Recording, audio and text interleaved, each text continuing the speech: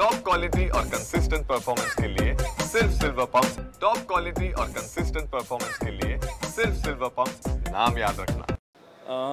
गेल्या 8 वर्षापासून आपण दिल्लीमध्ये किंवा आपल्या महाराष्ट्र सदनमध्ये आपण शिवजयंतीचा कार्यक्रम आयोजन करत आहोत। उद्या सकाळी 10:10 आपण पाळण्याचा कार्यक्रम सुरू करतोय। 10:40ला महाराजांना बाहेर मानवंदना व महाराजांना हार घालण्याचा कार्यक्रम 10:40ला असणार आहे। त्यानंतर आपल्याकडे आर्मीमधून येणार आहेत सलामी द्यायला, त्यामुळे तेही नौजवान आपल्या इथं अवेलेबल असणार आहेत।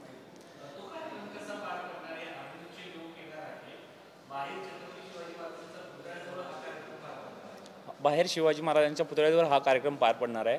त्यानंतर 11 वाजता बाहेरचा कार्यक्रम संपल्यानंतर आपण आतमधल्या हॉलमध्ये ऑडिटोरियममध्ये द फोक आख्यान हा कार्यक्रम घेतलेला आहे, जो की आता महाराष्ट्रामध्ये खूप चांगला प्रचलित होत आहे। तो 11 वाजून 1 वाजेपर्यंत आत फोक आख्यान हा कार्यक्रम चालू असणार आहे।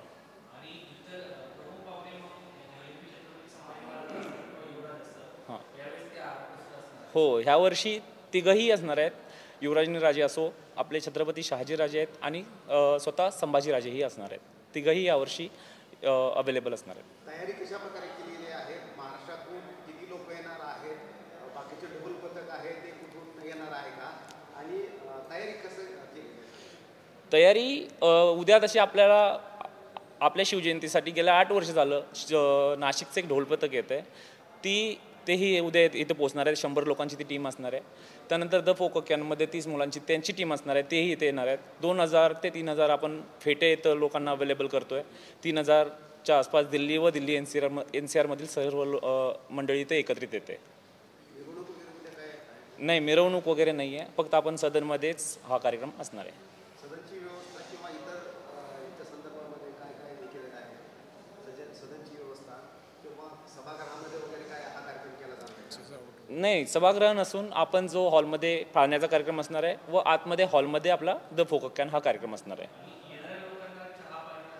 हो, सकाळी जवळ 9 वाजल्यापासून नाश्ता व कॉफीचे आपण आयोजन केलेलं आहे आणि सर्व कार्यक्रम संपल्यानंतर सगळ्यांना जेवणाची सोय आपण पाठीमागच्या गेटवरती केलेली आहे। जेवढीही मंडळी असेल तेवढे 3 ते 4000 लोकांची।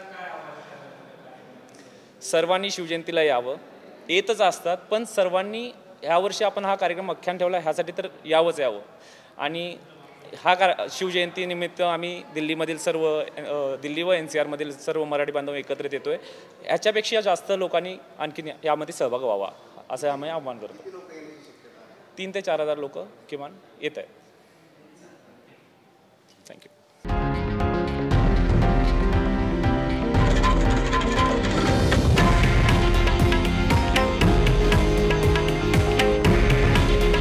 हे आहे देशातील नंबर 1 न्यूज नेटवर्क आणि आपण पाहत आहात TV9 मराठी।